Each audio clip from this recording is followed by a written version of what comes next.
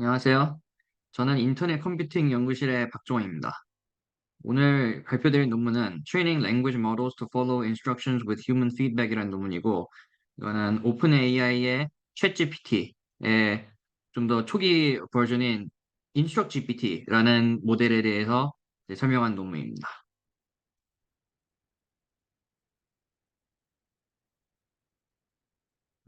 순서는 Introduction, 관련 연구, 그 다음에는 방법론, 그 다음에 실험 이런 식으로 진행하겠습니다. 그러면 먼저 인트로덕션인데요. 이 논문에서 다루고자 하는 이제 태스크는 자연어 모델의 얼라인먼트입니다. 얼라인먼트라는 거는 자연어 생성 모델이 유저의 의도와 얼라인, 유저 의도대로 행동하기를 바란다는 것이죠. 그래서 유저가 원하지 않는 뭐 사실을 지어내거나 아니면 편향되거나 공격적인 말을 하거나 아니면 유저의 지시를 따르지 않는다 등등의 이런 네, 원하지 않는 행동을 하지 않길 바라는 겁니다. 근데 기존의 GPT-3 같은 자연어 모델들은 이 얼라이먼트가 잘 안 돼 있습니다. 왜냐하면 이 GPT-3 같은 모델들은 그 인터넷에 있는 웹페이지의 말을 그냥 그대로 따라합니다. 그 자연어 시퀀스를 주고 그 다음에 나올 토큰을 그냥 예측하는 모델이기 때문에 그냥 따라하기 때문에 그게 유저가 원하는 대로 이제 자연어 모델이 행동하는 거와는 그 오브젝티브는 이제 다른 오브젝티브라고 볼 수가 있는 거죠.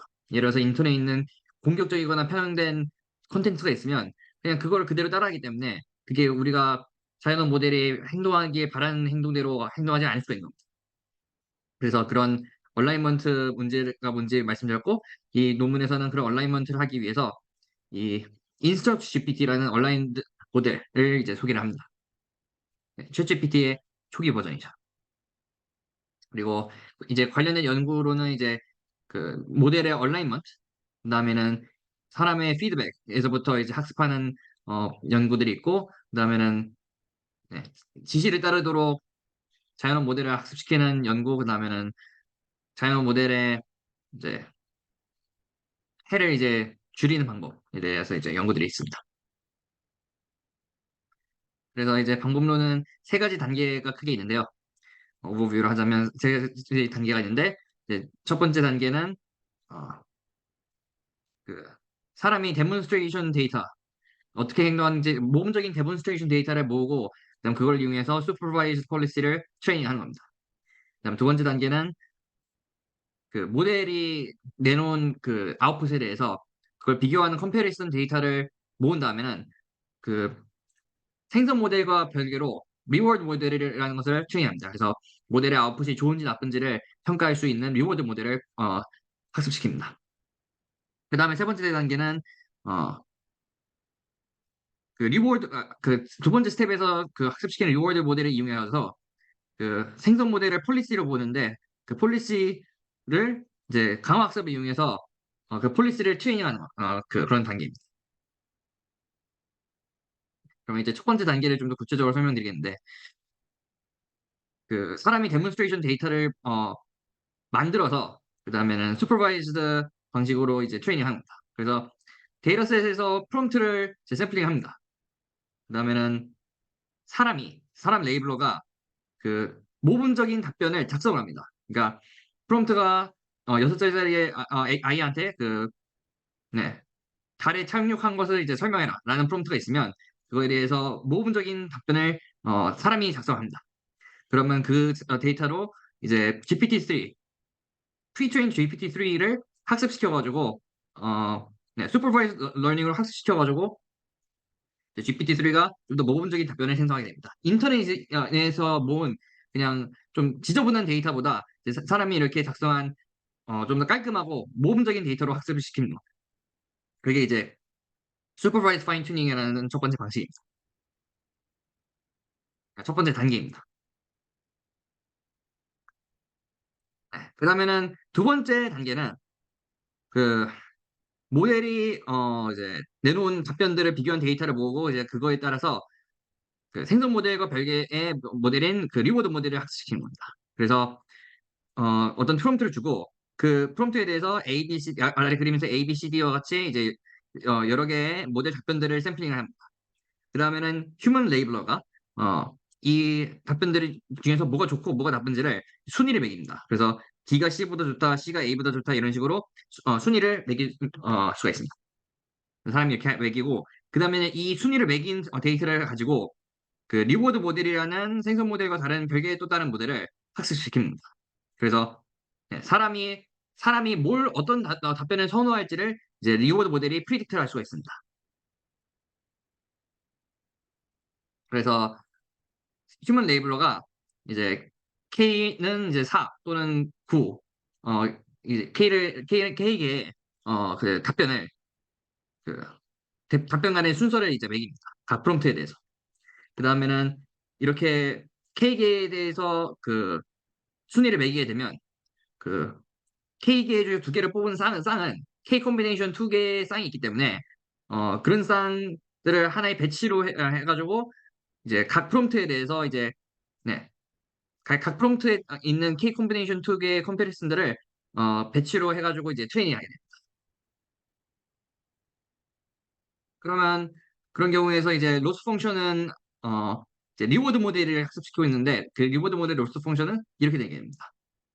여기서 YW와 YL이 있는데 YW 그러니까 X라는 프롬프트에 대해서 YW 그리고 YL이라는 답변의 쌍이 있는 겁니다. 네. 그 YW, YL이라는 쌍이 있는데 YW가 YL보다 사람이 더 선호한 어, 그런 답변입니다. 그러니까 더 좋은 답변입니다. YW가. 그래서 지금 RXY는 이제 X라는 프롬프트가 줬을 때 Y라는 답변이 나오면 그것에 대한 리워드 값이고 그 다음에는 이 두 얼 값들, 리워드 값들의 차를 시그모이드에다가 넣으면 이거는 YW가 YL보다 사람이 이제 더 선호할 확률을 나타냅니다. 네. 그래서 결국 이 수식이 나타내는 건 뭐냐면 YW가 YL보다 더 선호될 것인가 아니면 YL이 YW보다 더 선호가 될 것인가를 클래시피하는 그 바이너리 클래시피케이션 문제입니다. 네. 사람이 어떤 답변을 더 선호할지를 그 예측하는 바이너리 클래시피케이션 문제고 그 과정에서 YW가 이제 YL보다 실제로 더 선호가 됐기 때문에 좋은 답변에 대해서는 이 리워드 값이 더 크고 나쁜 답변에 대해서는 리워드 값이 더 작게 이제 학습이 되거든요. 근데 이런 그 리워드 값은 이제 그러니까 리워드 값은 이제 평균이 0이 보장이 없고 리워드 값이 어떤 일정한 상수만큼 변해도 이 그 로스는 그 변함이 없습니다. 예를 들어서 네, 이 리워드 값이 어떤 상수 C만큼 커진다고 해도 이 모든 리워드 값이 다 상수 C만큼 커지면 이게 수식이 변함이 없죠. 그래서 리워드는 여기서 shift invariant shift in reward라고 써 있는데 이제 그런 의미입니다. 그래서 이것을 평균을 0으로 맞추기 위해서 그 바이어스 텀을 이용해서 이제 모든 리워드 값들의 이제 평균을 0으로 맞춥니다. 그다음에 이제 세 번째 단계인 reinforcement learning으로 넘어갑니다. 네. 그럼 이제 마지막 세 번째 단계인데요. 어, 이제 아까 전에 방금 전에 그 스텝 2에서 학습시킨 리워드 모델이 있는데 그 리워드 모델을 이용해서 이제 우리 생성 모델이 이제 생성 모델이 폴리시입니다. 생성 모델을 이제 강화습으로 트레이닝을 시킨 겁니다.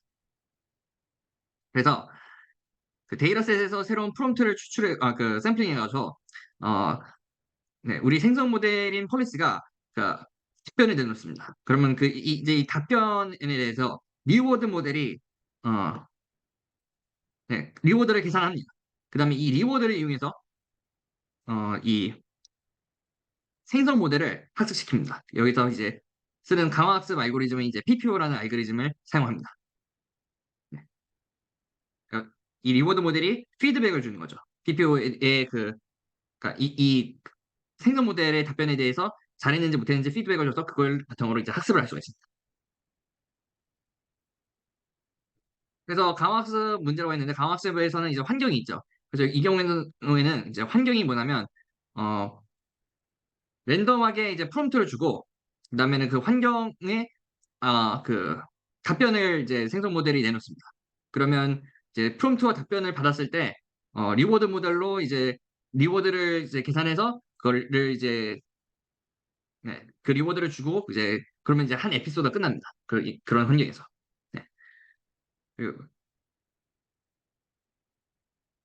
그래서 이때 이제 사용하는 오브젝트 펑션은 이렇게 됩니다. 근데 오브젝트 펑션은 로스에다가 마이너스 1을 곱한 겁니다. 그러니까 로스는 줄어드는 게 좋은데 오브젝티브는 늘어나는 게 좋은 거죠.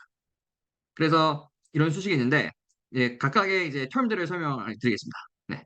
그래서 이거는 그 X라는 프롬프트에 대해서 Y라는 답변을 내놨을 때 그것에 대한 리워드입니다. 네. 그래서 이 값을 당연히 키우고 싶겠죠. 왜냐면 리워드가 크다는 거는 답변이 좋다는 뜻이기 때문에 이걸 키우고 싶겠죠. 근데 이 텀은 뭐냐면 이 우리가 지금 세 번째 단계에서 트레이닝하고 있는 reinforcement learning policy와 첫 번째 단계에서 트레이닝한 supervised fine tuning 네, 첫 번째 단계에서 트레이닝한 모델 간의 K divergence를 나타내는 텀입니다. 그래서 이 두 가지가 너무 그 차이가 커지지 않도록 이 두 가지의 디스트리뷰션이 너무 차이가 커지지 않도록 조정을 하는 어, supervised fine tuning과 이제 reinforcement learning 이 두 가지 모델들을 비슷하게 만들어주는 텀입니다. 그다음에 이 세 번째 텀은 사실 없어도 되는 옵셔널 텀인데 이 텀은 그 GPT-3와 같이 GPT-3에서 인터넷에 있는 방대한 데이터로 프리트레이닝한 디스트리뷰션입니다. 그러니까 그냥 크로스 엔트로피 오브젝티브가 들어가 있는 이제 텀입니다. 그리고 베타와 감마라는 이제 상수값들이 이 세 가지 텀들을 이제 그 밸런싱을 해주는 그런 개수들입니다. 그리고 이 세 번째 텀이 없으면 그냥 PPO 모델이라고 부르고 이제 세 번째 텀까지 있으면 PPO, PTX. 네. PPO 네, 세 번째 텀이 없으면 PPO로 부르고 세 번째 텀까지 있으면 PPO, PTX 이렇게 부릅니다. 그다음에 이 오브젝티브 펑션은 로스 펑션에 마이너스 1을 곱한 거기 때문에 그 그레이디언 디센트가 아닌 그레이디언 어센트 방식으로 이제 네, 최대화를 합니다. 네, 그럼 이제 메서로지는 거기까지고요. 이제 실험에 대해서 이제 설명을 하겠습니다. 그래서 여기 이 실험에 사용하는 데이터셋은 이제 어떤 자연어 모델 API에 이제 제출이 된 프롬프트, 텍스트 프롬프트를 사용하고 그다음에는 그 레이블러가 그 손으로 쓴 레이블러가 수동으로 쓴 이제 프롬프트들도 이제 일부 있습니다. 그래서 첫 번째, 두 번째, 세 번째 단계가 있는데 각각 SFT, 그다음에는 RM, 그다음 PPO죠. 근데 이들의 데이터셋 규모는 각각 13,000, 그다음에는 33,000, 31,000 개의 프롬프트가 됩니다.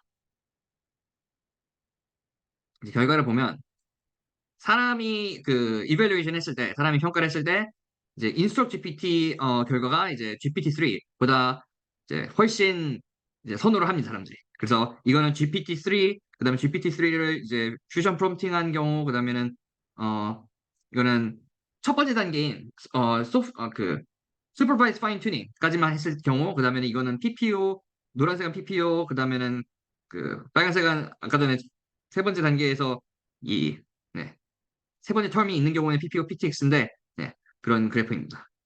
그런 경우에 이제 레이블러들이 얼마나 선호한지를 보여주는 건데 지금 보다시피 GPT-3에서 첫 번째 단계로 넘어가고 그다음에 세 번째 단계로 까지 한 것까지 가면서 이제 단계를 거치면서 점점 선호도가 높아지고 있는 것을 확인할 수가 있습니다. 그다음에는 그 인스트럭 GPT와 GPT-3를 이제 직접적으로 비교해 봤을 때 인스트럭 GPT가 이제 85 플러스 마이너스 3% 의 확률로 의 비율로 이제 그 선호가 되고 그다음에는 퓨전 프롬프팅을 해도 GPT를 퓨전 프롬프팅한 것과 비교해도 71 플러스 마이너스 4%의 경우 그만큼 이제 그런 빈도로 네, 선호가 됩니다. 쉽게 얘기해서만 인스트럭 GPT가 그만큼 GPT-3에 비해서 선호가 잘 되는 겁니다. 사람들이 네, 좋다고 평가를 합니다. 그 다음에는 어, 앞에서 얘기한 거는 그냥 일반적으로 성능이 좋냐, 결과가 좋냐라는 건데, 뭐, 좀 더 구체적으로, 뭐, attempts correct instruction, follows explicit constraints, 아니면 hallucinations, uses language appropriate for customer assistance. 같이 조금 더 구체적으로, 기준을 이제 잡아서 평가를 해봐도, 그래도 이제 사람이 평가했을 때 이제 인스톡 GPT가 이제 GPT-3에 비해서 이제 좋은 성능을 가지는 걸 볼 수 있습니다. 그리고 그 나머지는 이제 클수록 좋은 거고 헐루시네이션은 이제 낮을수록 좋은 건데 이제 네, 인스톡 GPT가 GPT-3보다 모든 그래프에서 이제 좋은 성능을 보이고 있죠. 그리고 인스톡 GPT 모델들은 이제 truthfulness 이제 실제 사실대로 얘기하는 거를 평가했을 때도 이제 GPT-3보다 좋은 성능을 보입니다. 지금 이 네, 이 그림에서 네, 인스톨 GPT 모델들이 GPT-3 모델 이제 능가하는 걸 볼 수가 있죠.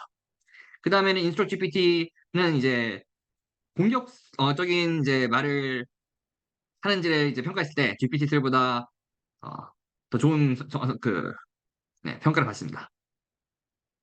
그래서 공격성은 이제 낮을수록 좋은 건데 인스톨 GPT가 이제 GPT-3보다 이제 그 공격적인 정도가 이제 낮은 걸 볼 수가 있죠.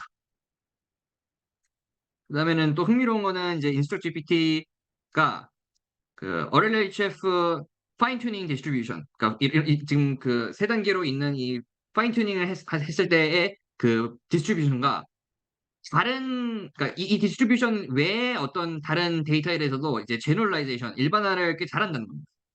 예를 들어서 인스톨 GPT는 이제 영어가 아닌 언어에 대해서 이제 또 그런 언어에 대해서도 이제 지시를 잘 따르고 그다음에는 코드에 대한 요약 그리고 퀘션 앤서링 또 이제 잘할 수가 있습니다.